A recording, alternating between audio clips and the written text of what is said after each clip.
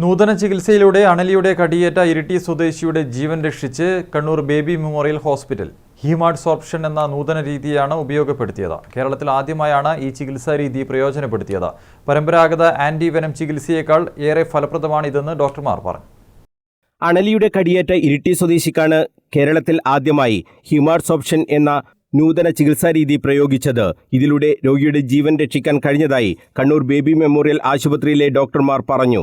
അണലിയുടെ കടിയേറ്റ് ഗുരുതരാവസ്ഥയിലായിരുന്നു രോഗി. ആന്റിവെനത്തിന് ഒപ്പം തന്നെയാണ് ഈ നൂതന സംവിധാനവും പ്രയോജനപ്പെടുത്തിയത്. ഏറെ സങ്കീർണമായ അവസ്ഥയിൽ രോഗി എത്തിയതിനാലാണ് ഈ രീതി ഉപയോഗിച്ചതെന്ന് Baby Memorial Hospital senior consultant nephrologist doctor Mithun Ramesh പറഞ്ഞു. ഈ കുട്ടിയെ ICUവിൽ വെച്ച് ഇനീഷ്യൽ സ്റ്റേജിൽ ആൻറ്റി സ്നേക്ക് വെനം കൊടുക്കുകയും സ്റ്റേബിളാക്കാൻ ഞങ്ങൾ ശ്രമിക്കുകയും ചെയ്തിരുന്നു. ഒരുപാട് ബ്ലഡ് കോമ്പണൻറ്റും സപ്പോർട്ട്സും കൊടുക്കുമ്പോഴും ഈ വിഷം മൂലം ഉണ്ടാകുന്ന വെനം ഇൻഡ്യൂസ്ഡ് കൺസംപ്റ്റീവ് കൊയാഗുലോപ്പതി എന്നൊരു സ്റ്റേജിലേക്ക് കുട്ടി പോവുകയും അക്യൂട്ട് കിഡ്നി ഇഞ്ചുറി, കിഡ്നിയുടെ പ്രവർത്തനം സ്തംഭിച്ച് നിൽക്കുന്ന ഒരവസ്ഥ, കൊയാഗുലോപ്പതി തുടങ്ങിയ അവസ്ഥകളിലേക്ക് കുട്ടി കോംപ്ലിക്കേറ്റ് ചെയ്യുകയും ചെയ്തു.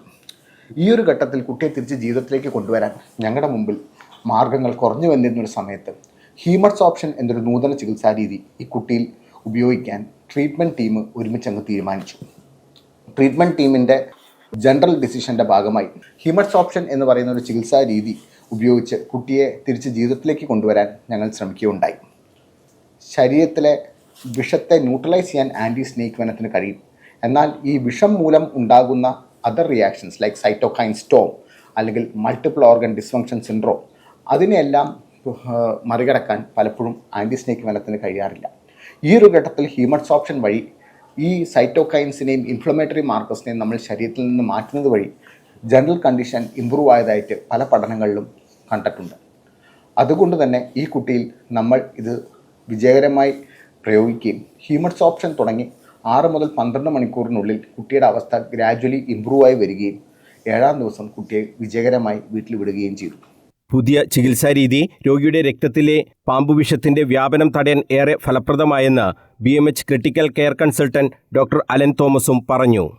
പാമ്പുവിഷബാധയേറ്റ് ആശുപത്രിയിലെത്തുന്ന രോഗിക്ക് അതിന്റെ പ്രതിമരുന്നായ പോളിവാലന്റ് ആന്റി സ്നേക്ക് വെനം കൊടുക്കുന്നതോടൊപ്പം തന്നെ നൂതന ചികിത്സാ രീതിയായ ഹീമാഡ്സോർപ്ഷൻ അല്ലെങ്കിൽ ഹീമോ പെർഫ്യൂഷൻ നൽകുന്നതിലൂടെ രോഗിയുടെ ശരീരത്തിലുള്ള വിഷത്തിന്റെ വ്യാപനം മറ്റ് അവയവങ്ങളിലേക്ക് വ്യാപിക്കുന്നത് ഒരു പരിധിവരെ തടയാൻ സാധിക്കുകയും ഫാസ്റ്റർ റിക്കവറിയിലേക്ക് കൊണ്ടുവരാനും നമുക്ക് സാധിക്കുന്നു.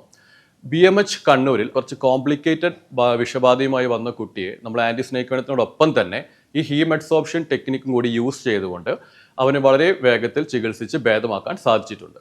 വിഷപ്പാമ്പുകളുടെ കടിയേറ്റാൽ ഈ ചികിത്സാരീതി ഏറെ ഫലപ്രദമാണെന്നും ഡോക്ടർമാർ പറഞ്ഞു. വിഷബാധയേറ്റ ഇരിട്ടി സ്വദേശിയെ പെട്ടെന്ന് തന്നെ ജീവിതത്തിലേക്ക് തിരിച്ചു കൊണ്ടുവരാനും ബേബി മെമ്മോറിയൽ ഹോസ്പിറ്റലിലെ ചികിത്സ കൊണ്ട് സാധിച്ചു.